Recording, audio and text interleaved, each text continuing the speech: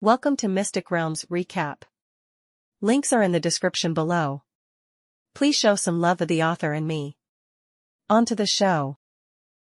All the way before reaching the center of the city of the dead, Sumu saw a huge altar. The dark altar built by Rogris in the Valley of the Dead is more than 10 meters high, and it comes to purify the breath of death in the burial ground. The death altar in the dungeon of the Castle of Death was more than 2 meters high, and it rushed to maintain the existence of the rift, allowing the endless breath of death to enter the burial place from the plane of death. At this time, the altar was lying in Sumu's storage space, and here, this is a huge altar. The base covers the entire square of this ruined city, and the top reaches a height of 100 meters. When he brought Agnes to the altar, he clearly saw a jet black beam of light that was dozens of meters thick rising into the sky. The general shape of the big bowl envelops the entire city of the dead and its surrounding environment. This is the dark sky. The biggest function of the death altar is to receive the breath of death from the death plane, and this altar is no exception. The difference is, the location where this altar catches the breath of death is not above the altar, but inside this huge building. Step up. When bringing Agnes to the top of the altar,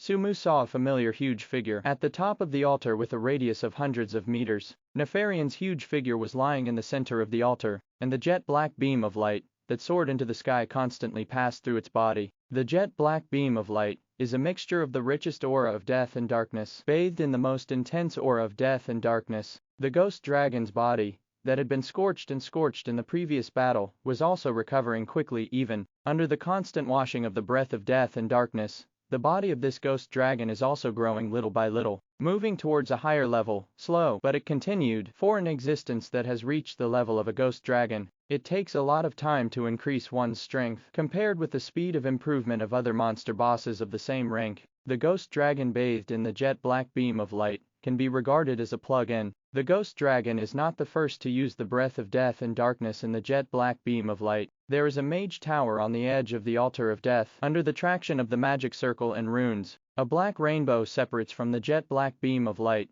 that rises into the sky, linking to the mage tower across a distance of hundreds of meters. This black rainbow, which occupies less than 1/10 of the entire pitch black light beam, is enough for Argus' daily needs and research expenses. Except for the ghost dragon Nefarian, the entire altar was empty. Even Argus wouldn't arbitrarily occupy the entire altar, although he built it in the first place, and other high-level undead even more so. The breath of death and darkness in the city of the undead is extremely strong. Under the shroud of the dark sky, formed by the spread of the jet black light beam, every undead can be fully nourished, and they do not need to snatch the breath of death, nor do they need to occupy the jet black beam of light. Quite the opposite. If you don't reach the rank and strength of the ghost dragon, and step into the range of the jet black beam of light, not only will it be difficult to obtain benefits, but it will be assimilated by the purest and most violent death aura and dark aura, turning it into nothing. Sumu arrives, except for the ghost dragon lying in the beam of light, who looked here curiously. No one paid any attention. No one will stop an undead from stepping into the beam of light. Argus was addicted to research. Nefarian only likes to sleep in the beam of light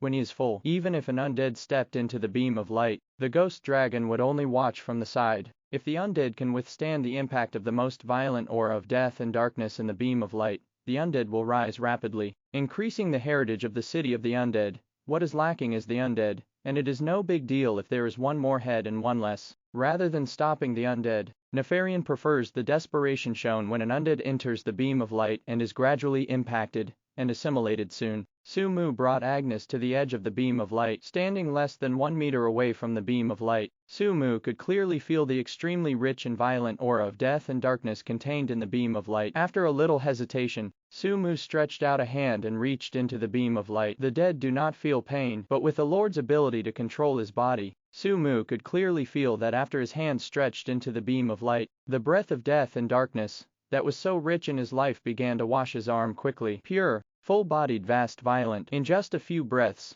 his bone armor, which was smooth as steel, became rougher. With his 4-dimensional attributes and physical strength, it is still difficult to withstand the erosion and assimilation of the light beam. But the rate of erosion and assimilation is relatively slow. Sumu estimates that, judging by the rate at which the bone armor is eroding and assimilating, he will be in danger for at least a few days in the beam of light. In this case, Sumu took a step forward, and his entire body completely entered the beam of light. This time, Nefarian was really shocked. You must know that, apart from the ghost dragon, that is already standing on the top of the continent, and whose physical strength is even more tyrannical. Not even Argus, the Lich King, dares to step into the beam of light easily. Not to mention the three epic bosses, Dread Knight, Wailing Banshee and Epic Stitch. It's not that they don't know the benefits of this beam of light, but they have to give up after trying time and time again to determine that they can't bear the benefits brought by the beam of light. And what about Sumu, a strange skeleton lord, obviously only a lord rank,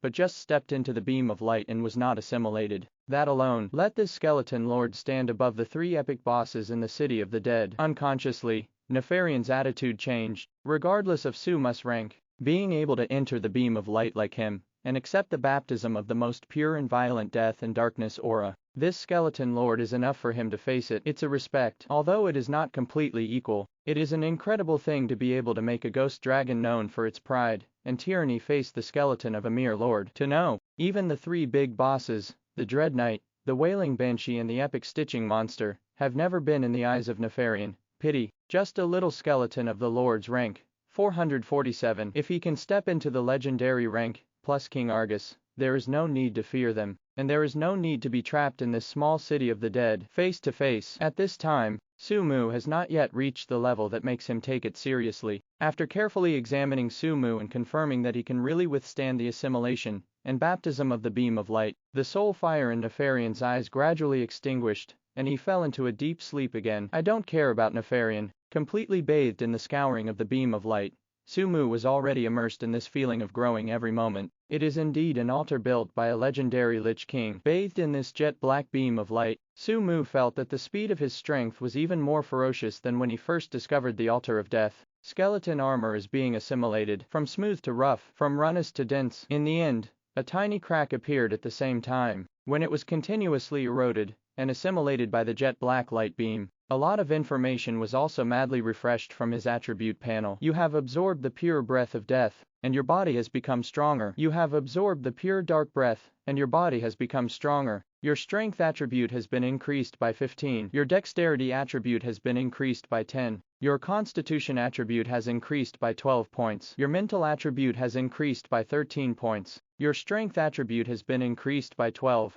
Yours. A lot of information is refreshed from the properties panel. Each piece of information is refreshed. It means that Suma's body is stronger by 1 point, and it means that his four-dimensional attribute has increased once. Although, compared to the 4D stat he has now, the 4D stat added with each refresh is tiny. But don't forget, as long as Sumu is bathed in this beam of light, the increase will continue all the time. A very small increase at a time. But what about an hour, a day, or even a month? When these added properties are accumulated, it is enough to pile up the four-dimensional properties of Sumu to the point of qualitative change. Bathed in this state of weakening and strengthening, Sumu was a little intoxicated. No wonder, even a tyrannical existence like the ghost dragon would choose to sleep in the beam of light to reach their level. What is more tempting than the further improvement of one's own strength? Of course, Sumu didn't forget the original purpose of his visit this time. That is to make Agnes grow further. Most of the body was still bathed in the beam of light full of violent death and darkness, and one of Suma's arms protruded from the beam and covered Agnes' forehead. Then, carefully introduce the ubiquitous aura of death and darkness into your body,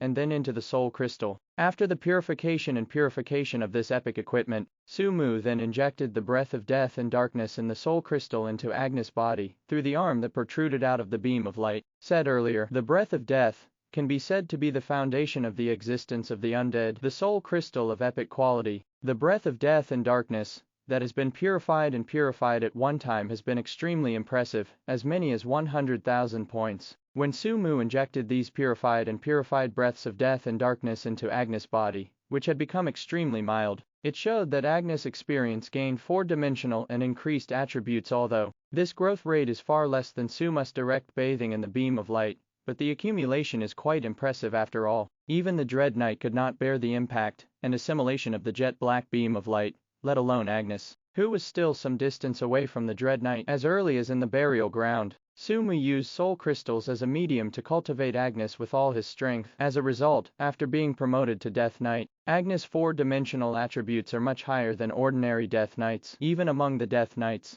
Agnes' strength surpassed those of hundreds of Death Knights, second only to the Fear Knights, who had entered the epic rank. As long as Agnes' four-dimensional attributes are improved again, it may not be able to surpass that Fear Knight. Skill-wise, There's nothing Sumu can do. The only thing he can do for Agnes is to raise her level and four-dimensional attributes. As long as the four-dimensional attributes of Agnes can surpass the Fear Knight, or even surpass the Fear Knight by a large margin, under the premise of attribute crushing, she may not be able to defeat the Fear Knight as a Death Knight. Inherit its career template. Inherit the position of the leader of his Knight Order. When Death Knight Agnes successfully becomes Dread Knight Agnes, Sumu can also get the job template of Dread Knight as he wishes, so that he can have one more class material for his epic rank. The challenge mechanism of the Death Knight is racial tradition. This point, let alone Argus, even Sumu can't interfere. In this way, to obtain the professional template of the Dread Knight, no one has anything to say. Of course, this is just Sumu's expedient measure, when his own strength is insufficient. If his strength is strong enough to compete with Argus and Nefarian, he can directly enslave the three-headed epic boss, and he can get his job template. As mentioned above, Argus is only a human mage with the identity of a lich after all, and like the many secluded lichs, he still retains the mentality of when he was a human, devouring each other, harvesting and evolving. This is the evolutionary law of the undead family. The high-level undead control everything of the middle and low-level undead, which is also the inherent tradition of the undead family. At this point, neither Sumu nor Nefarian did better than Argus, because compared to Argus, they are the real undead. Time flies. In the blink of an eye, more than half a month has passed. During these 10 days, Sumu left 3 times from the dark beam of light. These 3 departures were all because his body was about to be unable to withstand the impact and assimilation of the beam of light. After leaving the beam of light, he absorbed the incomparably peaceful aura of death and darkness shrouded in the dark sky, and the almost broken bone armor on his body also healed quickly. After fully recovered, Sumu entered the beam of light again, so 3 times. In between, Nefarian woke up again with its strength. It is natural to see that Sumu is enhancing Agnes' strength in this way, and it is also quite interested in Suma's soul crystal that can purify the breath of death and darkness, but just interested. After all, the quality of the soul crystal is too low, and with the strength and vision of the ghost dragon, it is no longer possible to despise this quality of equipment. Even the purification functions of the soul crystal are negligible to the ghost dragon, and can be ignored. After painstakingly purifying, how can it be refreshing to sleep directly in the beam of light? However, as time passed, Nefarian paid more and more attention to Sumu. In the long career of legendary dragons and ghost dragons, Nefarian has never seen such a strange undead as Sumu, let alone an undead whose strength has risen so rapidly and fiercely. Leave the beam 3 times. For the first time, Sumu persisted in the beam of light for 3 days, and his entire body was covered with terrifying cracks that seemed to be broken at any moment. The second time, Sumu persisted in the beam of light for 5 days. Except for the large cracks on the skeleton armor, the damage to his internal body was not too serious. The third time, this strange skeleton lord persisted in the beam of light for 10 days, and this time he left. The scars on his body were far less terrifying than the previous 2 times, not to mention the inside of his body. Even if the layer of bone armor had just appeared cracks, this terrifying speed of evolution shocked Nefarian. At this rate, maybe in a month or 2, the body strength of this skeleton lord will be able to fully withstand the impact of the violent death aura and dark aura in the beam of light. No more leaving the beam of light to repair your body. This means just the lord rank. The physical strength of this skeleton lord will surpass most legendary ranks with insufficient physical strength. More than half a month. The third time I left the light column, it wasn't because Du Jiao couldn't bear it for Sumu anymore, but because Agnes' growth rate has been greatly reduced. It has become extremely slow. Soul Crystal is only epic quality after all,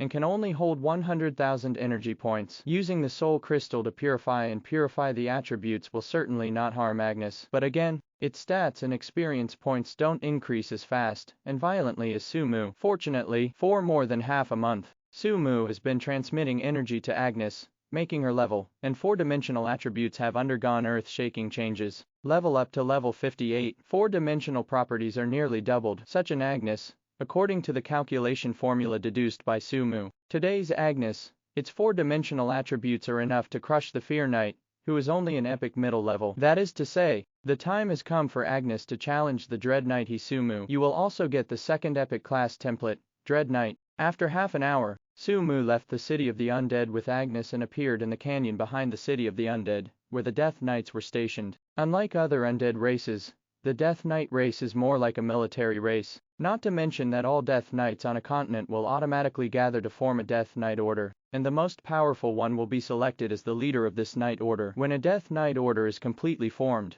other Death Knights will take the initiative to support the leader of the Knight Order. That's right, actively feed, not passively plunder. A Death Knight with more than 100 members can give birth to an epic rank Fear Knight. When the Fear Knight is born as the leader of the Knight Order, the other Death Knights will stop evolving actively, and all the experience points obtained by the entire Knight Order will be contributed to the Fear Knight. The Death Knights in this Knight Order will continue to grow only after the power of the Fear Knight reaches its peak. This is the advanced way of the Death Knight family. That's why Sumu deliberately cultivated Agnes, just as the highest occupation template of the Skeleton Clan is the Lord rank. The biggest limitation of the Death Knight clan is that after a Death Knight enters the Lord rank, only in this way can he continue to transfer and become a Fear Knight. Like Agnes, even if her level reaches level 60, the 4-dimensional attributes far exceed the requirements of transferring to Fear Knights. She must have a Death Knight of her own, with more than 100 people, and there are 447 Death Knights with less than 100 people to support to advance to the level of Fear Knight. Coupled with the racial characteristics of the automatic gathering of the Death Knights, even if 2 Death Knights were born by chance and 2 Fear Knights appeared on a continent,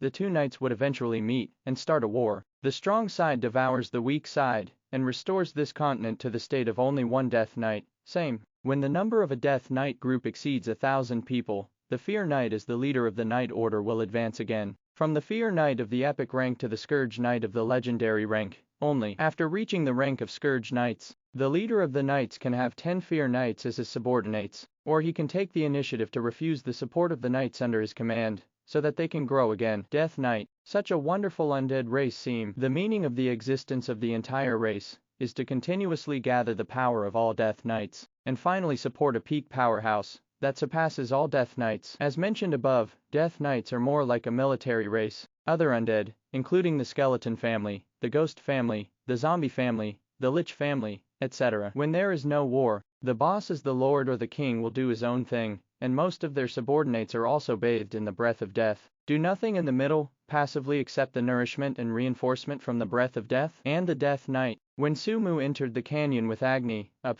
Silk, he saw such a situation. Hundreds of skeleton war horses stayed quietly in a corner of the canyon, like a group of statues carved out of stone, including the skeleton war horses owned by the Dread Knights and those Death Knights under the leadership of the Fear Knight. We are performing martial arts in the open space in the canyon. Yes, they are practicing. A pair of 2 Death Knights, using lances and swords as weapons, continue to fight like an enemy of life and death. This kind of martial arts will not end until one of the Death Knights is on the verge of death. The victorious side will look for other Death Knights to continue the battle, while the losing side will continue to absorb the breath of death, repair the wounds on his body, and join the battle again after he recovers. That's right, when a Fear Knight is born in a Death Knight order, all the Death Knights will take the initiative to stop evolving to support the Fear Knight. But that doesn't mean Death Knights can't get stronger. They cannot gain new experience points, but they can constantly hone their Dark Knight skills. It is not impossible for a Death Knight, whose level is only level 50, to reach the full level after training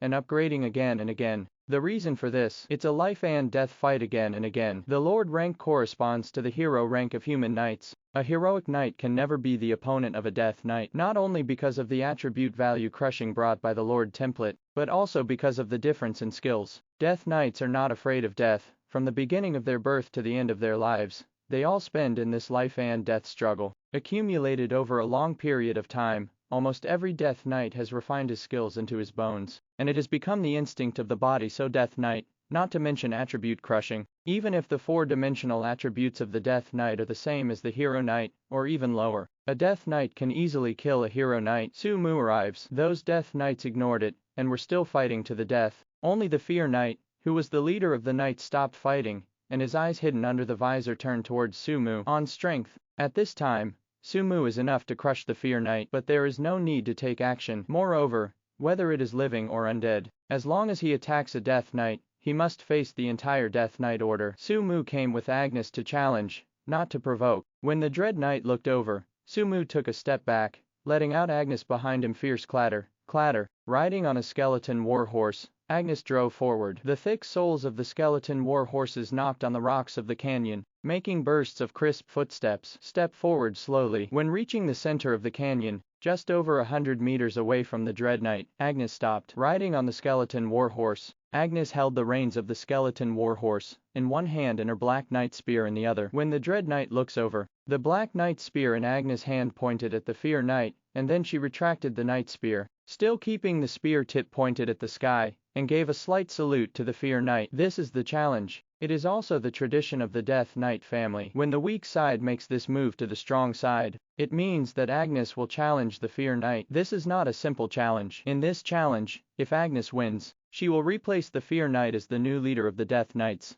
with everything of the Death Knights. If Agnes loses, she will join the Knights and give her everything. If she refuses to join, she will still follow Sumu. Both Agnes and Sumu will be hunted endlessly by the Death Knights. Agnes challenges. The Dread Knight was slightly taken aback, and did not refuse. Do not order it. The hundreds of Death Knights, who were fighting to the death, all stopped, walked to the side of the canyon and lined up neatly, and gave up the spacious site in the center of the canyon. Challenging the leader is never a matter between the challenger and the leader, but a matter of the entire Death Knight order. These Death Knights are all witnesses, supervisors and enforcers of this challenge. Clatter, clatter, clatter. Slight soul fluctuations spread. After accepting Agnes' challenge, the Dread Knight's mount, the tallest skeleton warhorse, also came from the edge of the canyon, and appeared beside the Dread Knight. Get on your horse. A Black Knight spear also appeared in the hands of the Fear Knight. Two knights. It is also full of black armor, and also holds a Black Knight spear only. One is tall, one is petite, one rides a skeleton warhorse, one rides a skeleton warhorse, one is a Fear Knight of epic rank, and one is a Death Knight of Lord rank. No one felt the challenge was unfair. Sumu thinks so too. When Agnes made that move and challenged the leader of the Dread Knights, as a member of the Death Knights, she and the Dread Knights had an equal relationship even if it was only the Lord rank. She will do her best to defeat the Fear Knight and take away its leader position. The Fear Knight will also fight with all her strength to defend the majesty of the leader with her own strength. Won't stay. It will not retain strength. In such a challenge, both Agnes and the Dread Knight will go all out. Win or lose, there is no other possibility. Clatter, clatter. The crisp footsteps sounded again. After giving each other a knightly salute, Agnes flattened the knight spear in her hand, and drove the skeleton warhorse under her crotch to charge. At the same time, the Fear Knight also flattened the knight spear, and the skeletal warhorse stepped down with an A. Launch a charge. Death Knight versus Dread Knight. The challenge begins. The distance of more than 100 meters is very close. For the human knights, this distance of more than 100 meters may be just enough for them to charge. Agnes and Dread Knight are not ordinary after all. The mounts under their crotch are by no means comparable to ordinary war horses. Clear and dense footsteps sounded in this canyon. In almost only a distance of more than 20 meters, Agnes' skeleton warhorse and Dread Knight's skeleton warhorse have increased their speed to the peak. Then, people ride together. The Dark Knight technique is activated. Charge. The two Black Knights, like two black lightning bolts, started their duel on the not too wide field in the center of the valley. The challenge begins. Standing on the edge of the canyon, Sumu stared at the battlefield almost intently, silently calculating Agnes' winning percentage in his heart. After all, after receiving Sumu's training for so long, Agnes' four-dimensional attributes have been raised by him to a level that surpasses that of the Dread Knight by a large margin. Death Knights ride in one. Agnes' high four-dimensional pressure means that the four-dimensional pressure of the skeleton warhorse she rides is much higher than that of the skeleton warhorse under the crotch of the Fear Knight. When people ride together, when the attributes of knights and mounts are superimposed together, the gap in this attribute will become even greater. This property crushes. Also Agnes' only chance to win. As Sumu thought about it, two black lightning bolts had converged on the battlefield. When the distance between the two knights was only 4 or 5 meters away, a strong force of death poured out from Agnes' body, injected into the knight spear, and swallowed the dark light rendered by the originally Black Knight spear. The same goes for Dread Knight. However, the power of death gushing out of him is purer and deeper than Agnes. In an instant, the two knights passed by. This shot of Agnes failed, but the shot of the Dread Knight stabbed Agnes firmly, leaving a deep mark on her Black Knight armor. In the first round, Agnes lost. Sumu was not surprised. It took only a few months for Agnes to become an advanced Death Knight, and her skills and combat skills were far from reaching the peak. What about the Fear Knights? With a Death Knight order of hundreds of people, this Fear Knight grew up. Time is measured in decades or even centuries. Such a long time is enough for him to hone his various skills and combat skills to the peak. Being hit by the Dread Knight's all-out blow, but only leaving a deep mark on the knight's armor, proved that Sumu's strategy was correct. The powerful four-dimensional attributes allow Agnes to have stronger attack and defense than Dread Knight. All she needs is a chance and a blink. After the two Black Knights drew a black arc, they started the second round of confrontation. This time, Agnes no longer actively attacked. When the two knights approached again, when the Dread Knight once again stabbed the knight spear that contained the power of death, Janice took the spear, trying to let the knight with the strong death force shoot herself and pierce her knight armor. Agnes used the knight spear to pierce her armor, and even pierced her own body to seize the opportunity of the Fear Knight's knight spear. Once, when he first met Sumu, the scene of the strange skeleton grabbing his knight spear, digging himself up with unparalleled strength, and dragging him off the horse flashed in Agnes' mind now. In this challenge, Agnes also replicated that scene. Her strength is far from the point where Sumu crushed her at the beginning, and she can't be like Sumu, dragging the Fear Knight off the horse at the touch of a hand, but it has four-dimensional attributes that exceed the Fear Knight by a large margin, and the four-dimensional attributes of the skeleton war horse superimposed on itself. Plus both sides are in a state of high-speed charging. After being stabbed with a single shot, Agnes firmly grabbed the Dread Knight's knight spear, and fell off the tall skeleton war horse with the Dread Knight. Fall off the horse. The attribute stacking of the unity of people and horses disappeared immediately. The attribute gap between Agnes and the Dread Knight also narrowed, but, compared with the charge battle, Agnes could accept the narrowing of the gap between the attributes in the face of the incomparably skilled knight skills of the Dread Knight. After all, a Death Knight, who is one with human and horse, is the real Death Knight. The most powerful of every Death Knight is also the various Dark Knight skills they display after entering the charge state. Comparison: after falling from the horse, the strength of the Death Knight will be greatly reduced. After all, it was a shot of a Fear Knight with all his strength. After dragging the Fear Knight to fall, Agnes pulled out the knight spear that pierced into her body, but the strong death force caused a lot of damage to her, throwing aside both the knight spear of herself and the Fear Knight. The moment she stood up, Agnes pulled out her knight sword and killed the Fear Knight. Pin. A violent symphony of gold and iron sounded. The Dread Knight blocked the sword only because of the power gap between the two sides. After blocking the sword, the Fear Knight's body shook slightly. Agnes' strategy worked. Drag the Fear Knight to dismount, force the Fear Knight to fight with her, and use his four-dimensional attributes to offset the Fear Knight's far higher skills and combat skills than himself. From this moment, the battle is heating up. The Fear Knight's swordsmanship is extraordinary, and it is no different from the epic heroes who specialize in swordsmanship. The black sword light is like a violent storm. While blocking the attack of Agnes, there's still time to leave scars on Agnes' knight armor, only just scars. The Dread Knight took a step back with each hand-to-hand combat under the strong physical defense of Agnes. Although the scars caused by the Fear Knight are many, most of them are minor wounds, and Agnes, as long as she hits the Fear Knight, will tear off its knight armor and give it a heavy blow hit. How similar is this fighting style? Aside from not having that elusive displacement skill, this fighting style of Agnes is almost identical to the previous Sumu. It doesn't matter how strong your skills are, as long as the strength is strong enough, the speed is fast enough, and the physique is high enough, the enemy can be crushed with absolute power. Front, front, X, twice, 3 times. The battle between the two knights continued from the center of the canyon to the edge of the canyon. 0. Ask for flowers. When the Dread Knight took a step back again,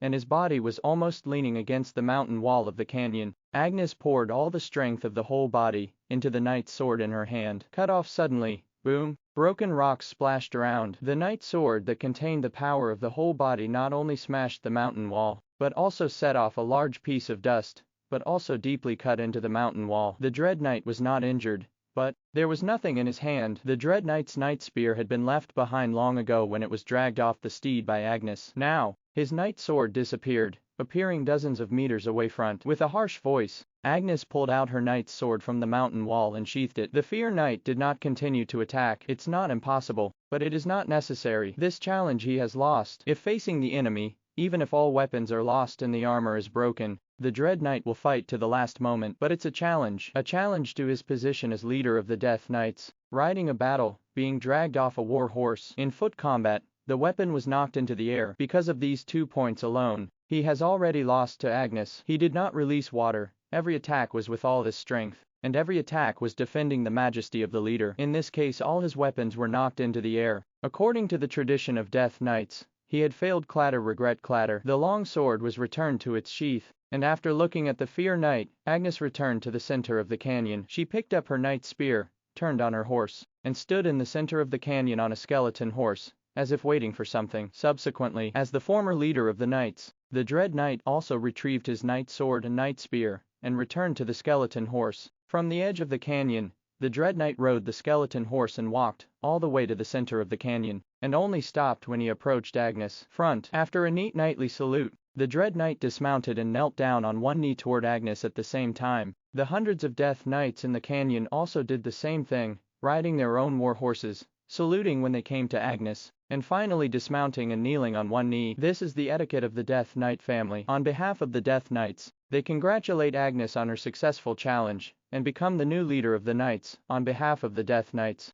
they offer their loyalty to the new leader, Agnes. Canyon Center. Agnes, who was full of scars all over her body, sat high above the skeleton warhorse, staring calmly ahead in front of her. The former leader of the order, the Dread Knight, fell to one knee and offered his loyalty. The skeleton warhorse stood beside him. Behind the Dread Knight, the hundreds of Death Knights lined up neatly, also kneeling on one knee, offering their loyalty. The skeleton warhorses they owned were also standing beside them, waiting quietly. It's not just an etiquette, it's more of a ceremony. This ceremony not only represents that Agnes is the leader of the Death Knights from now on, but also represents that Agnes is about to advance to the epic and become a new Fear Knight. On the edge of the canyon, Sumu stared intently at the scene in the center of the canyon. This is a matter of Death Knights, and even if he is Agnes' master, he cannot interfere in it. He was curious. After becoming the leader of the Death Knights, what kind of way will Agnes advance to the epic and become a new Fear Knight? Next moment, he saw it. In the center of the canyon, Agnes is still standing. When all the Death Knights returned to their positions, the death halo unfolded from under these Death Knights. No enemies were encountered. Did not enter the charge state. These death halos were gradually superimposed and merged together under the mobilization of the Fear Knight at the forefront. Finally, when the Fear Knight also unfolded his death halo and fear halo, this terrifying force that was enough to make legendary heroes shy away, was injected into the body of Agnes. The breath emanating from Agnes' body is skyrocketing. Her level is also increasing. On the contrary, the breath of the Fear Knight of 447, who presides over all this, is constantly weakening. Not just breath. If Sumu enslaves this Fear Knight, he can see from his attribute panel that the level of this Fear Knight is constantly decreasing. Dropped from level 63 to level 62, then from level 62 to level 61, finally dropped from level 61 to level 60, dropped directly from the Dread Knights of the Epic tier to the Death Knights of the Pinnacle of the Lord tier. And it keeps dropping. The winner has everything. Agnes wins. She won not only the position of the leader of the Death Knights,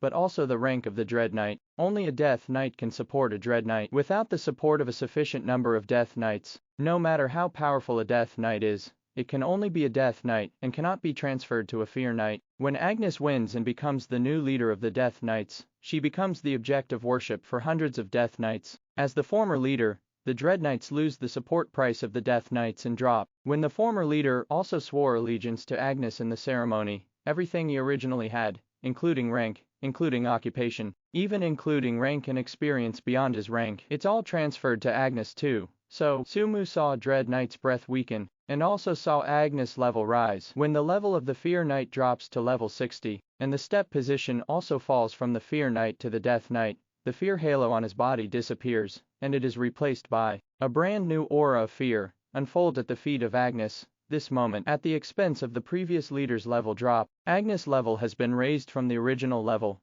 58 to the current level 62. This moment, at the expense of the former leader's rank drop, Agnes' rank has stepped from the Lord rank to the Epic rank, and her profession has also changed from a Death Knight to a Fear Knight. Epic advancement. A new Fear Knight, Agnes, is born here. Call. You have obtained the transfer information of Epic Occupation Template Dread Knight. When the system's prompt sounded in his mind, Sumu let out a long breath. The second Epic class template is here. Besides, his Knight sister Advanced Epic. Even with him, he also harvested a tyrannical Death Knight, as the only existence in the mainland that even the elite knights from the Empire can resist. The value of the Death Knights can be imagined. Moreover, this Death Knights are also the advanced legend of the Fear Knights from the Epic rank of Agnes. The hope of the rank Scourge Knight, as long as the size of the Death Knights can be expanded from the current hundreds to more than 1,000, Agnes will be able to advance smoothly and become a legendary Scourge Knight. Of course, Sumu attaches great importance to such a Death Knight order. This is also the reason why Sumu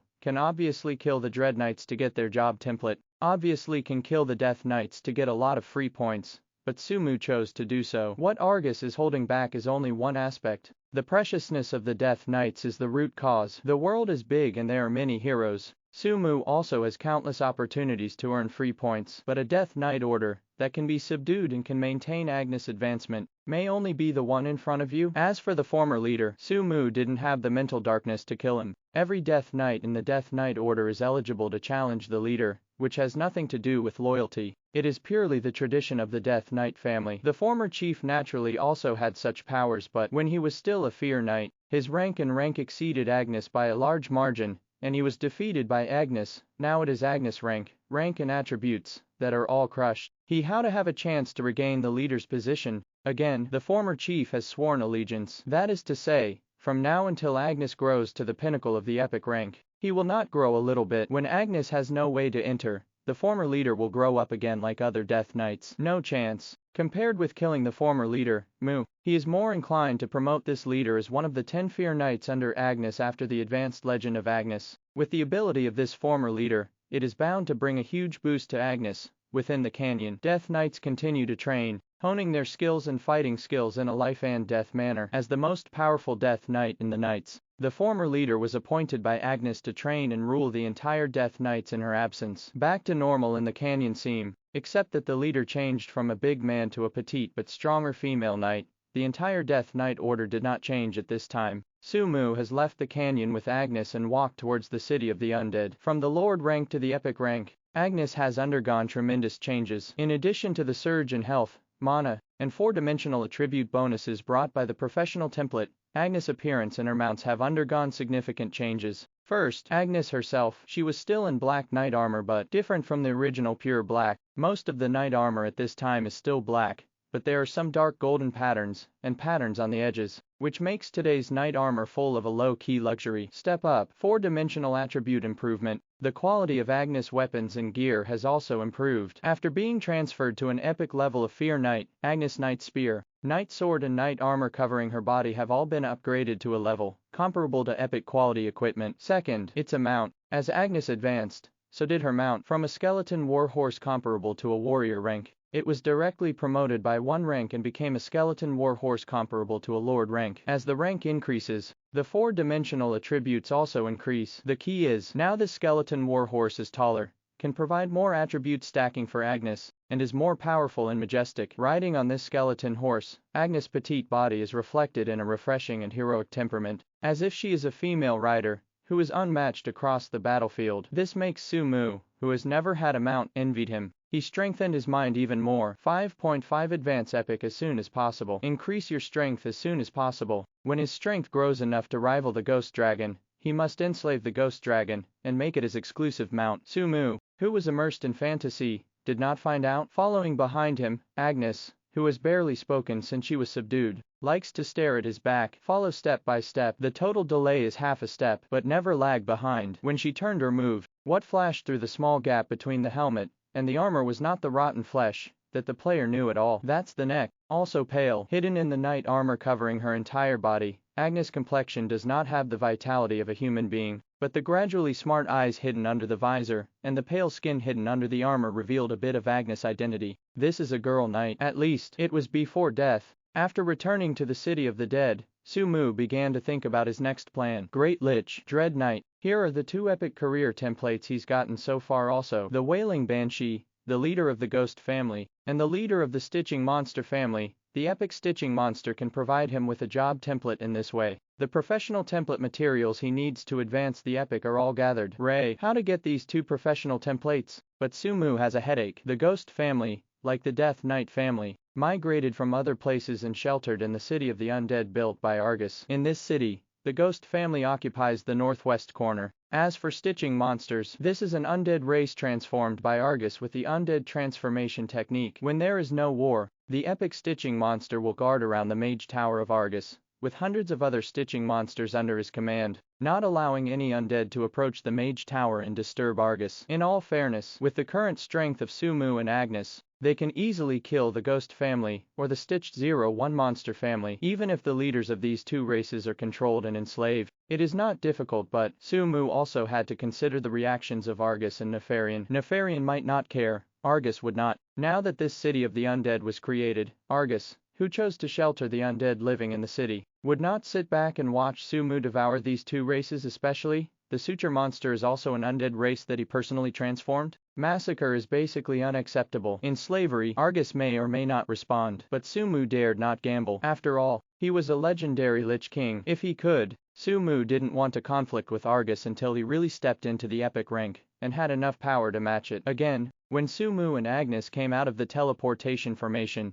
it coincided with the attack of the Holy Light formation. Argus and Nefarian blocked the attack of the Holy Light camp, and after Sumu slaughtered the priest group, he blocked the next Fred's rage for him. After all, he was kind to Sumu. Although Argus did not stand up specifically to protect Sumu, as a beneficiary, Sumu still has to remember this relationship. One is strength, the second is friendship. What to do next? Sumu fell into contemplation. While Sumu was thinking, Agnes just stayed by the side quietly. Don't speak, just watch. After a long time, Sumu woke up from his contemplation. He has a way out only. A little sorry Argus. In a previous life, Argus sheltered the city of the dead from being destroyed by the Empire. This kind of protection also gave Argus the reputation of the undead sage and the undead protector. But in the end, Argus was still dead. Everything he had was obtained by Rogris, which made the natural disaster mage powerful. What about Argus? If it wasn't for the player's curiosity about Rogris, he sorted out the big log of Rogris. I am afraid that except for individual NPCs,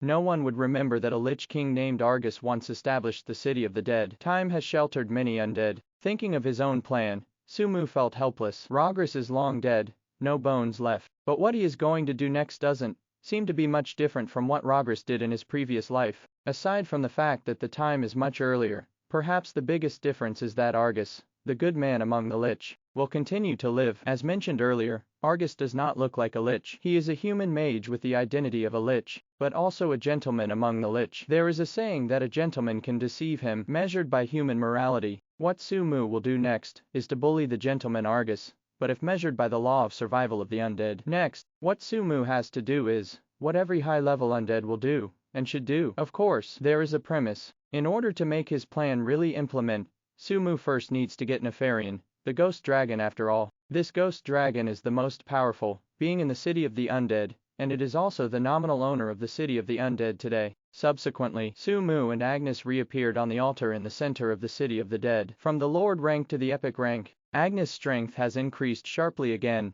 and her physical strength has also been greatly improved. Although she was not able to directly enter the beam of light, like Sumu and Nefarian, and accept the impact and baptism of the breath of death and darkness, she could already try to contact those auras of death and darkness at the outermost part of the beam of light. Sumu went directly into the beam of light, but this time, Sumu did not come to be baptized. Nefarian opened his eyes. When Sumu appeared with Agnes, the huge head of the ghost dragon stretched out again, looking at Sumu and Agnes curiously. The point is Agnes, because it found that in less than half a day, the Death Knight, who was still like a moth ant, had successfully entered the epic rank and became a stronger ant. Death Knight progression so fast, or did the king remember the advanced way of the Death Knight wrongly? Unable to help, Nefarian turned to Sumu. Hey, little skeleton, how did you do it? Nefarian still remembered that more than half a month ago, the Death Knight was weaker than a jade ant. It was with the help of this strange skeleton lord that the Death Knight gradually became stronger. Today, the Death Knight has advanced epic, but still treats this strange skeleton lord as a subordinate. Nefarian instinctively felt that this skeleton lord helped the Death Knight to upgrade his rank. The ghost dragon opened his mouth.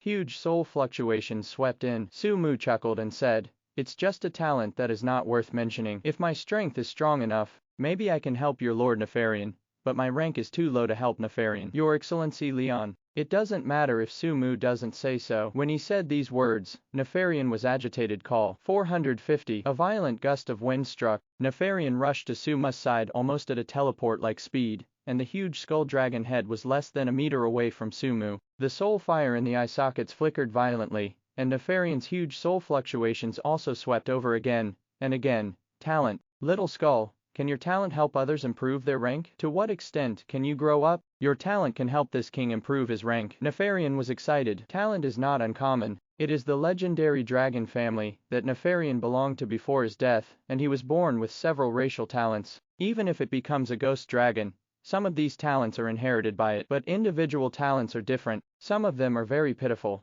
and some are so powerful that the dragons are envious of them. If this strange skeleton really has the gift of helping others rise in rank, Nefarian was excited. It is already the pinnacle of the legendary rank, and the next step is the legendary sanctuary. If it can step into the sanctuary, why does it need to join forces with Argus? Why does it have to stay in this dead city that has no life? Why does it have to work hard to improve its strength? Sanctuary Ghost Dragon, enough to sweep the entire continent. Even if they come, they are no longer a threat to Nefarian. A time, Nefarian couldn't help it. It eagerly wanted to know how Sumu helped others improve their rank, and more eagerly wanted to know how powerful this little skeleton was before it could help it break through. The ghost dragon was fooled. Sumu breathed a sigh of relief. However, this is just the beginning. Most of the existences who can step into the legendary rank are not stupid. Nefarian was just startled by the things Sumu had done one after another beyond his imagination. In addition to the variety of individual talents, no one knew how many kinds of individual talents there were in the world. If he calmed down,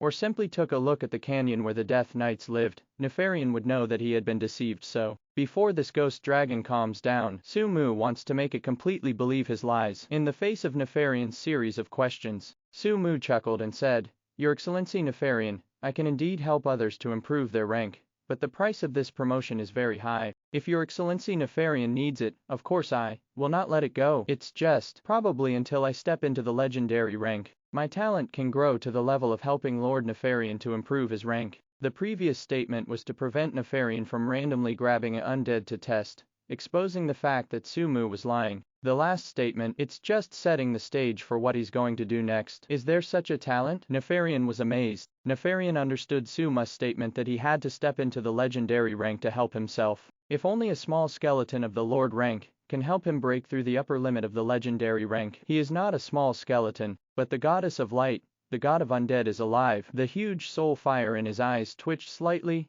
and Nefarian pondered slightly, and said, "Try to use your talent on this king. As long as you say the real king, he will definitely help you improve your strength. Legendary rank may be difficult, but with the help of this king, it is not impossible." Here, Sumu breathed a sigh of relief again. He knew that his plan had succeeded. As long as he has personally verified the authenticity of his so-called talent, this ghost dragon will no longer doubt the fact that this talent exists. The flaws in his previous lies are no longer flaws. Pretend to be troubled. After thinking for a while, Sumu reluctantly stepped forward and put a hand on Nefarian's huge skull dragon head. Then, erosion, talent activated. Under Sumu's careful control, the unknown energy wrapped in the breath of death, flowing from the soul crystal, slowly passed through his palm, and invaded Nefarian's skull dragon head. This time, Nefarian was even more shocked. With its strength and control over its own body, it can clearly feel the unknown power from the invasion talent. This force is very weak, but so mysterious, so powerful. Nefarian even felt even the purest breath of death that he had carefully refined could not compare in quality to this unknown energy he had never seen before. Unknown energy is entrenched in part of the bones of its head, began to penetrate slowly. When the unknown energy penetrated, Nefarian seemed to have lost control of this part of his body, but after all, that power was too weak, and it only lasted for more than 10 seconds before it completely dissipated. The control of the infiltrated part has returned to his control, and Nefarian can also feel that the part of the bones seems to be really harder than before. This energy, this talent, this is real. Nefarian was completely stunned. Sumu is just a skeleton of a lord rank. Although he has shown combat power no less than an epic monster before, and can even persist in the dark beam of light for a long time, he is only a lord rank after all. What about Nefarian, the ghost dragon at the pinnacle of the legendary rank? With a difference of 2 large ranks, Sumu can enhance its bone strength with that unknown energy. If Sumu enters the legendary rank, maybe it can really help it break through the upper limit of the legendary rank.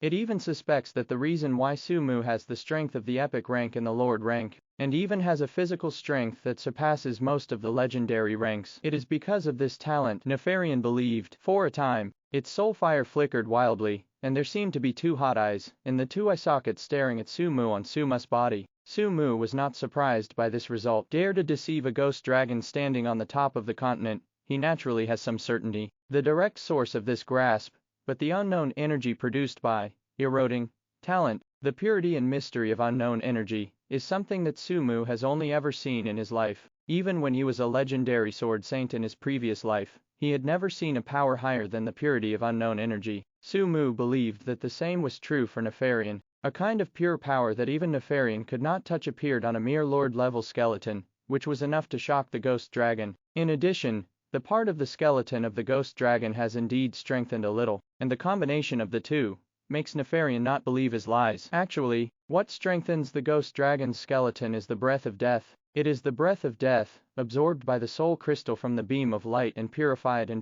only, under the envelope of the unknown energy, formed by the erosion talent. It is difficult for even a ghost dragon of Nefarian's level to see through. The pure breath of death can naturally enhance the bone strength of the ghost dragon, as if it were bathed in that jet black beam of light. Only, how much has the ghost dragon's bones strengthened by consuming most of the death breath in the soul crystal? About 1 in 1,000. This is just the degree that the ghost dragon can perceive. Among the countless lies, there is one of the most absurd lies, but when Nefarian believes from the bottom of his heart that that unknown energy that he has never seen and cannot parse is what Sumu calls talent, even if what Sumu says is all lies. It also decided it was real. That's it. Nefarian was crippled by Sumu. Being able to fool a ghost dragon is an ability in itself, but when the strength gap between Sumu and Galang is too big, the kinds of lies he said may not have brought him some harm. After believing in Sumu's talent, and also believing that Sumu can really help him break through after stepping into the legendary rank, the ghost dragon's greed has grown. Almost from the moment of believing the lie, the ghost dragon sees Sumu as its property. With such a talent that can be said to be against the sky, Galang can only feel relieved when he brings Sumu by his side. Even when Sumu becomes an advanced legend, he can help him break through the upper limit of the legendary rank. If he helps him step up to the legendary level, does that mean that this skeleton can continue to help him break through? At this moment, Nefarian became greedy. It not only wants to help Sumu break through the epic stage, break through the legendary stage, but also wants to occupy Sumu and turn him into his own servant, and only help himself to break through forever. Sumu didn't realize it, but didn't care either, because the premise of this lie is that Sumu's rank breaks through to the legendary rank to help the ghost dragon. With Sumu's growth, only the Lord rank can hang the epic. If he really stepped into the legendary rank, I am afraid that this ghost dragon is no longer his opponent. At that time, it is no longer the ghost dragon who is greedy, but Sumu, who has always been the Kai-ship ghost dragon,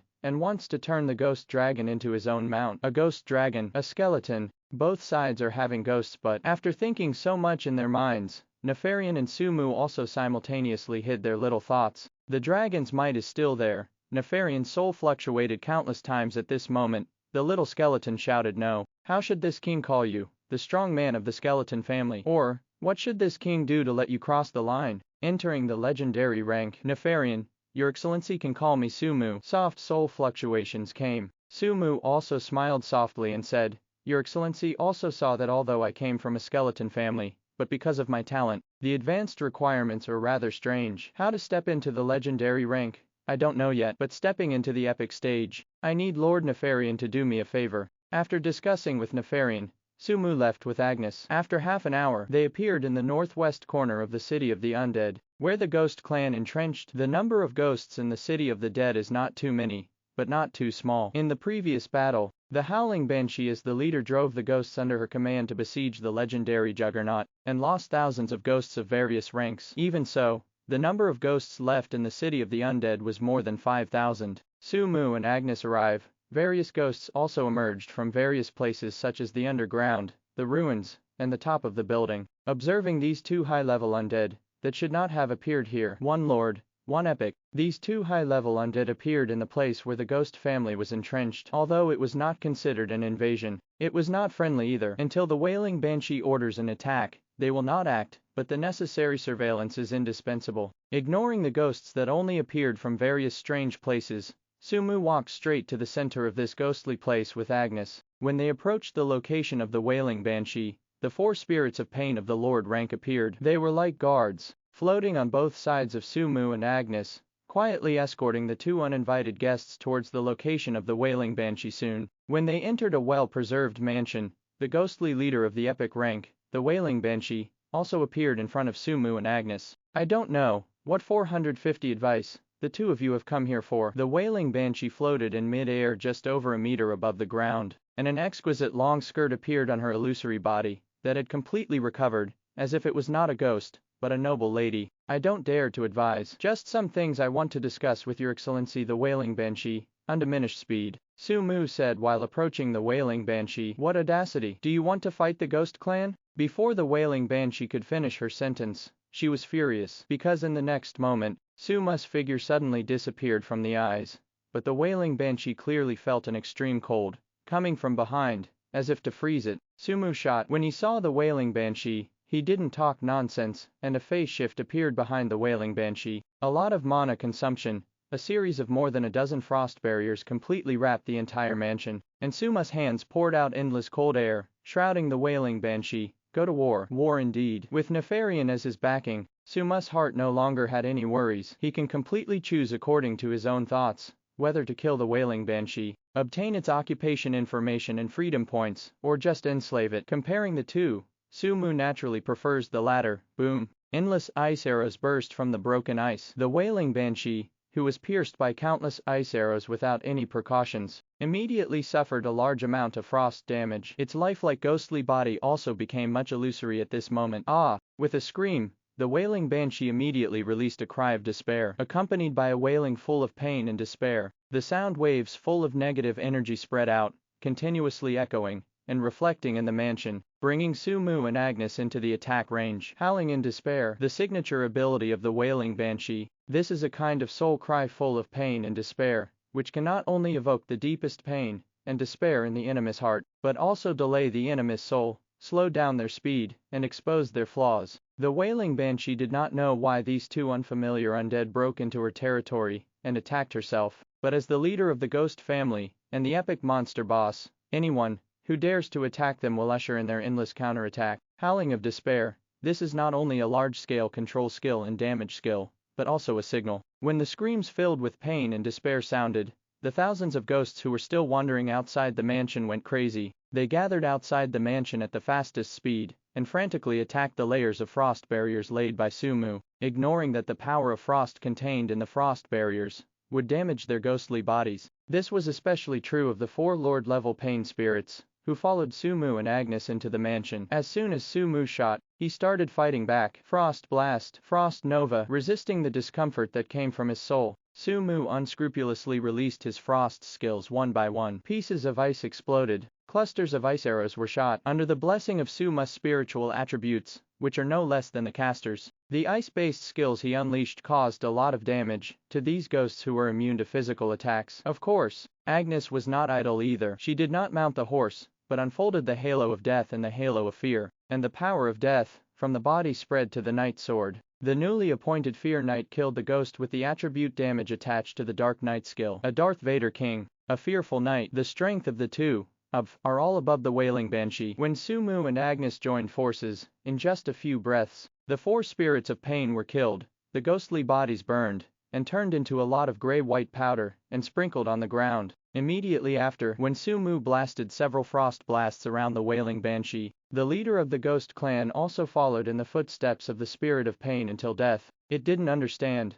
why Sumu and Agnes would take action on them. I don't even understand why these two unfamiliar undead, who have just arrived in the city of the undead, dare to violate the rules set by Argus. You killed the spirit of pain. You have gained 30,000 experience points. You killed the wailing banshee. You have gained 310,000 experience points. The battle is over. Thousands of ghosts outside the mansion are still attacking the frost barrier tirelessly, but until now, they have only broken the first layer of frost barrier, and there are still several layers of frost barrier before entering the mansion. Ignoring those middle and low-level ghosts, Sumu went straight to the ashes left by the wailing banshee, and stabbed a hand into the pile of ashes. Erosion. Talent activated. You have absorbed the essence of the ashes, and your body has become stronger. Your mental attribute has increased by 1,000 points. You have obtained the transfer information of Epic Occupation Template, Wailing Banshee. The 3rd career template is here. A burst of joy in my heart. Glancing at the middle and low-level ghosts, who were still attacking the frost barrier, Sumu directly accelerated with Agnes, rushed out of the army of thousands of ghosts, and left the ghosts' territory. As for ghosts, after chasing out their own territory, they gradually fell behind and eventually returned to the territory. The leader is dead. The power of the enemy is beyond imagination. The next most important thing for them is to compete for the position of the new lord. Not every undead race is like the Death Knight. Once an enemy is identified, there will be no room to hunt down most of the undead races, even if they kill their leaders. As long as they leave the place where they are entrenched, the pursuit will soon disappear unless they enter their territory again, brisk all the way. When they returned to the altar, Nefarian was already waiting for them. Done, finished. Sumu nodded and said, The wailing banshee has been resolved, and the help of Lord Nefarian is needed next. No problem. Nefarian opened the dragon's mouth full of sharp teeth, as if smiling. It's just a suture monster. This king will block Argus' wrath for you. This king has always felt that Argus is too pedantic and doesn't look like a Lich King at all. If it weren't for relying on the power of Argus. All in all, that epic stitching monster is nothing more than that. You can't shoot the other stitching monsters. If you kill all the stitching monsters, Argus will really go crazy. The wrath of a Lich King was unwilling to face even the ghost dragon Nefarian, even though the Lich King has always been known for being pedantic and weak. Sumu nodded slightly. Except for the occupation templates and free points represented by the epic stitch monsters, the remaining stitch monsters are of little value to him. Stitching monsters are not like the general lords of the Death Knights, and they represent a lot of free points. Taking a deep breath, Sumu whispered, "Lord Nefarian, let's start." Subsequently, Nefarian spread his wings, and the huge figure disappeared on the altar with a gust of wind. Before long, its figure returned to the altar, but, accompanying it, the epic stitching monster with a height of more than 5 meters was thrown on the altar by it. As the only boss that Argus personally transformed into an epic rank, the strength and physique of this stitched monster almost reached the limit of the epic rank. It is the current Sumu, and it will take a long time to kill him.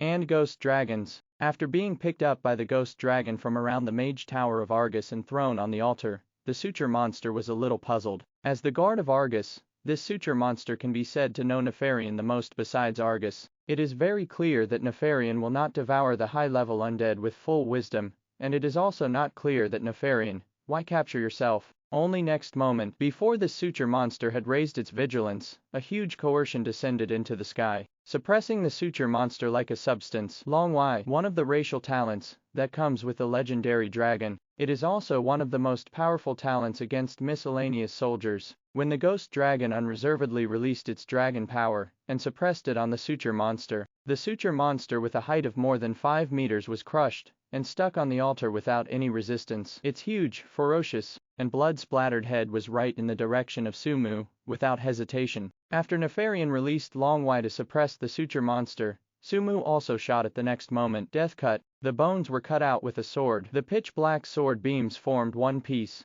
hitting the same position on the stitched monster's head exactly. The suture monster has great strength and high physique, but when the super damage, that was 20 times the normal attack of Sumu, exploded on the head of the epic stitch monster, which was enough to rival ordinary legendary heroes, exploded. You killed the Stitcher. You gain 180,000 experience points. With Nefarian on his side, Sumu didn't dare to use his erosion talent to absorb the essence of the suture monster's huge body, so as not to be seen by Nefarian. He just got close to the suture monster's corpse and took away its occupation template. You got the epic job template, Stitcher's job transfer information. The 4th career template is here. With all the materials for the fusion of the epic class in hand, Sumu did not feel relieved at all at this time, but became even more nervous, because he knows the next step is whether he can successfully advance to the epic, and then use the energy in the dark beam of light to soar into the sky. Nefarian, what are you doing? A low, hoarse voice with a hint of anger came from the mage tower next moment. Argus, still shrouded in the hood of his robe,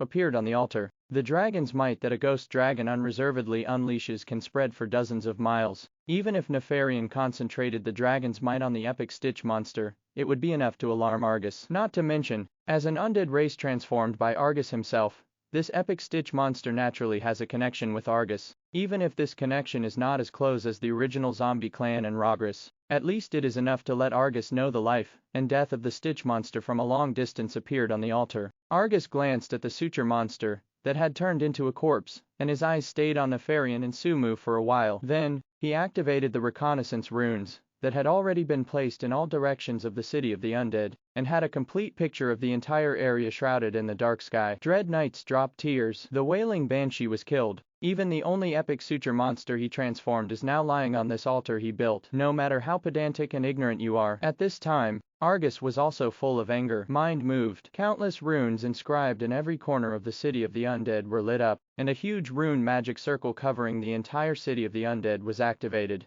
and held in the hands of Argus. At this time, Argus' voice full of anger sounded, "I need an explanation." Lich King, as Gelong said, even with its strength, it would not dare or despise a Lich King. Perhaps in head-to-head combat, Argus was nowhere near as good as Nefarian. But when a Lich King is ready, even Nefarian and other beings standing at the top of the continent will not dare to be an enemy easily, because this means that this Lich King already has a certain victory grasp. This is the city of the dead. It was Argus who occupied countless years, and built the city of death for countless years. No one knows how many trump cards Argus has laid in this city of the dead during these countless years. If it wasn't for the protection of the undead in the city, if it wasn't for the release of some trump cards that violated Argus' original intention, I am afraid that when the Holy Light Camp attacked, only a fraction of the ocean of undead needed to be sacrificed. Argus can the Holy Light Camp is wiped out. Yes, even the legendary Holy Light Mage, Argus is sure to kill him, only it goes against Argus' original intention. But honest people also get angry sometimes. When I saw the Death Knights changing hands, the Wailing Banshee was obliterated,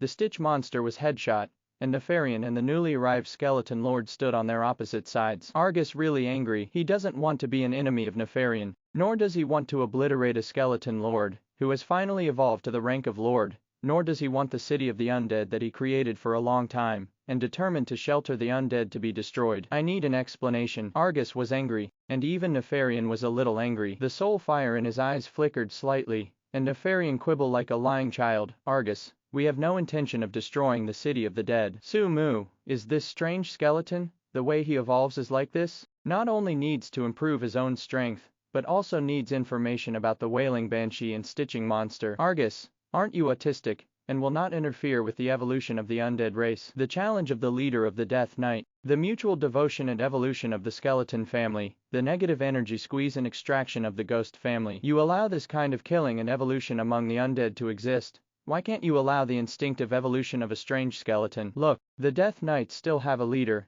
the ghost family will soon have a new leader, the advanced Wailing Banshee, the Stitch Monster. Argus, if you can create the first epic Stitch Monster, you can create the second one epic Stitcher. In addition to the ray accumulation, that takes a period of time, the city of the undead not only has no losses, but also has an unprecedented breakthrough to the epic rank. The growth and diversity of the city of the undead has always been your pursuit, isn't it? As for this king just made a small deal with Sumu, and helped him with a trivial favor. 0. Ask for flowers. Argus froze slightly. With his wisdom, he could naturally hear that Nefarian was quibbling, but one of them is not wrong, that is, he will not interfere with the evolution of the undead. Every undead has its own way of evolution. If he even interferes with this instinct, he is not the protector of the city of the undead, but a person who regards the undead in the entire city as his own, a tyrant who interferes and influences the instincts and evolution of these undead for fun. Involuntarily, Argus looked at Sumu again. When he first saw Sumu, Argus saw the shadows of many undead races from this strange undead. Skeletons, zombies,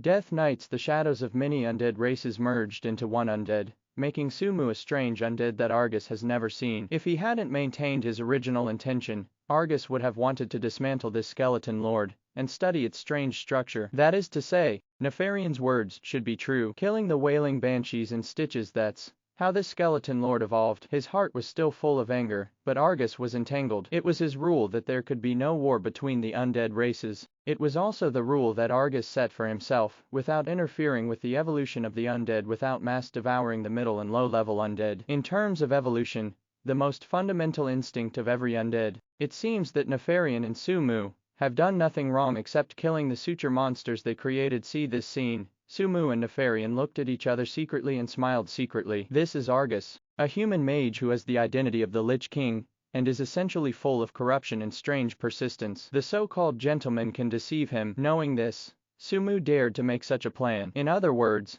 only in the face of such an Argus would he dare to make such a plan. No matter how strong his reasons were and how reasonable his needs were, the city of the undead was created by Argus after all, and many undead were sheltered by Argus. Changed to a slightly normal Lich King. Don't say sophistry. He will be bombarded and killed immediately. Now, his plan has been successful. Although Argus still has anger in his heart, the huge rune magic circle activated by him has gradually dimmed. Next, what Argus needs is enlightenment. Let him slowly accept the result. The best choice to enlighten Argus is naturally Nefarian. As for Sumu, as the source of all this, he had better temporarily disappear from Argus' sight. He gave Nefarian a look and let him continue to guide Argus according to the plan they had negotiated before. But Sumu lightened his steps and walked towards the jet black beam of light. 4 professional templates have been assembled. Next, it's time to fuse it and let you completely step into the epic rank. There is no more suitable place for Sumu to advance in the entire city of the undead than in the dark beam of light, and to improve his level and strength after advancing, Nefarian enlightened Argus,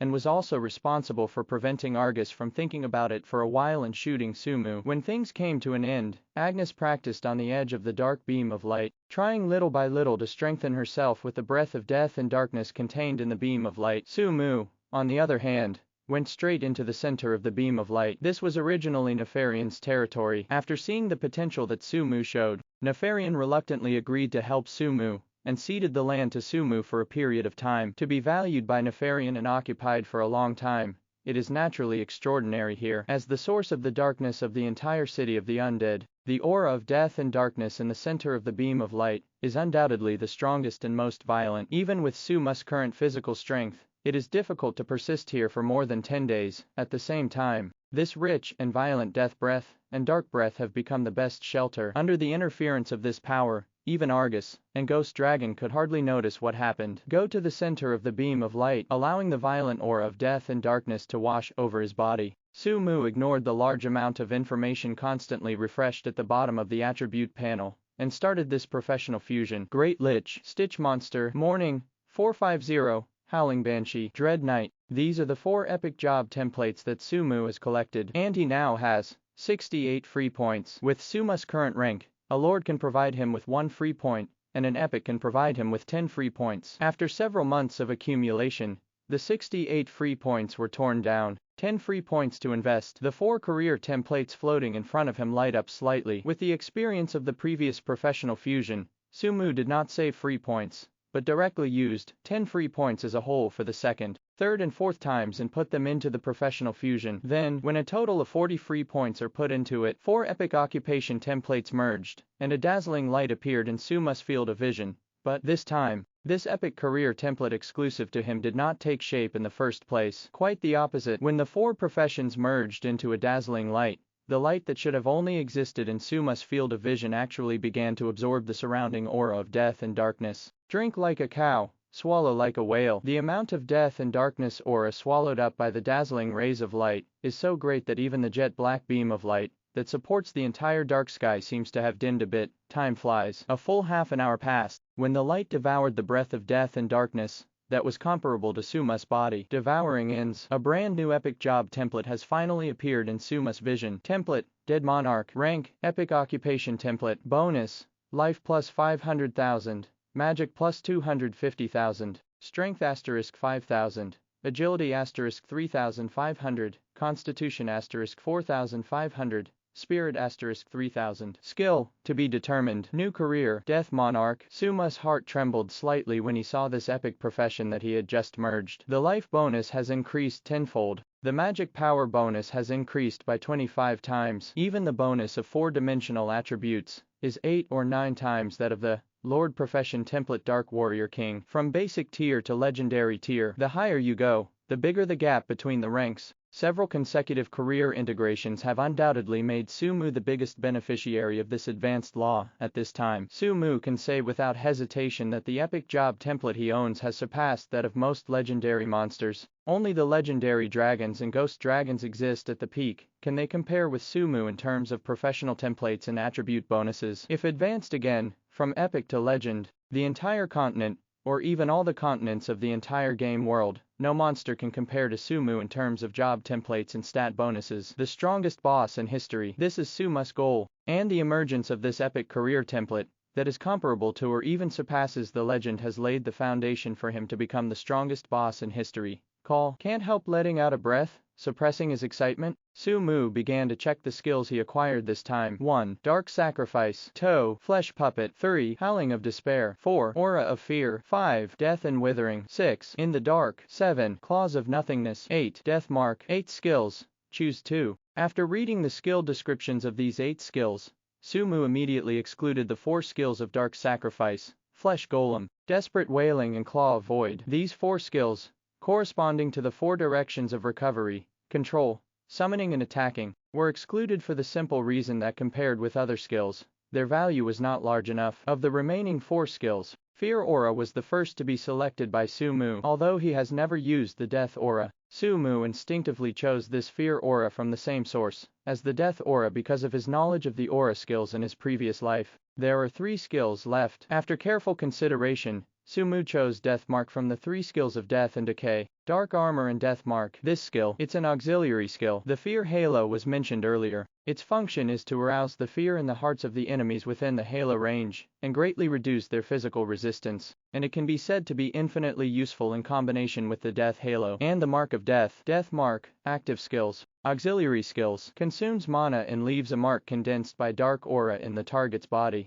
This mark is extremely difficult to find and will gradually affect the target, causing the opponent to transform towards the dark camp. Plant death after the imprint. The owner of the imprint can communicate with the target and observe the world from the target's perspective. As an auxiliary skill, Death Mark does not have the power of a large-scale damage skill such as Death and Decay, nor the powerful defense brought by the Dark Armor, but in the end, Sumu chose it anyway. Death Mark can be said to be a combination of corruption, communication and observation. With this skill, Sumu can even extend his tentacles from the world of the undead to the world of the living. Then, there is his instinctive feeling. The final form of the Death Mark skill is not as simple as what he has seen so far. Perhaps in the future, this will be one of his most powerful and most commonly used skills. Skill selection is complete. The system beep also sounds in real time. When Sumu decided to change jobs, a heat flow 10 times larger than the last time poured out of the void and injected into Suma's body. In the dark beam of light, the aura emanating from Suma's body gradually grew stronger, and the violent death aura and dark aura that were slamming into the skeleton armor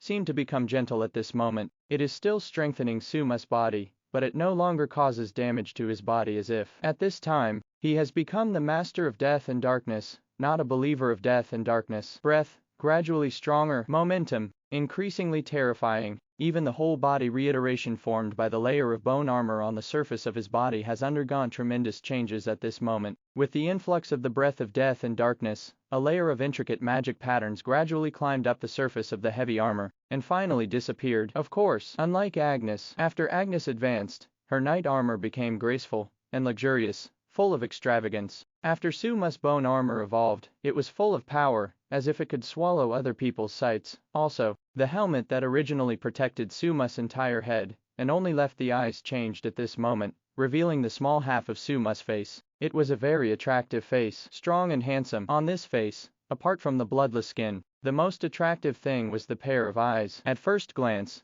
the pair of eyes did not seem to be much different from normal human eyes, but if you look carefully, you will find the tiny blue flames burning in the pupils of these eyes. This is the face of Sumu in the previous life. If you ignore the breath of death and darkness emanating from the body, and see such Sumu, everyone will feel that this is a heavy armored warrior among humans, and will not regard it as an undead. Of course, the dead are the dead. Sumu will not change from an undead to a living being just because of one job change. This change is only because with the promotion of the rank, his original body, which was only a skeleton, was gradually completed. Even if he was born with a skeleton, as an undead, Sumu wants to have a complete body, not a rotten and mutilated body wrapped in skeleton armor. Advanced this time, his wish came true. Advanced is complete. The original Darth Vader became the current Death Sovereign. The strength skyrocketed again, but Sumu did not leave the dark beam of light and went to face Argus and Nefarian. Changing careers is just a start to 5.5. When the exclusive professional template of Death Monarch is integrated into his body, the next thing Sumu needs to do most is to upgrade his level. In this way,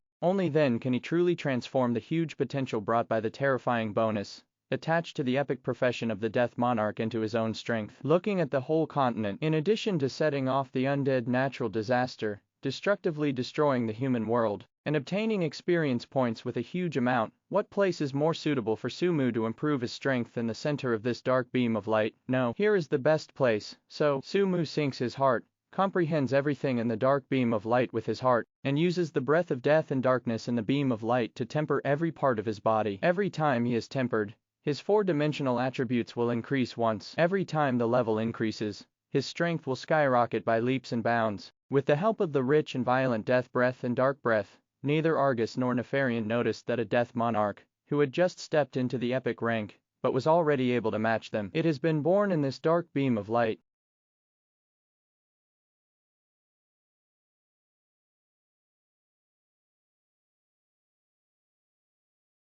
Thank you for watching Mystic Realms Recap. Please like, share and subscribe. Have a great day.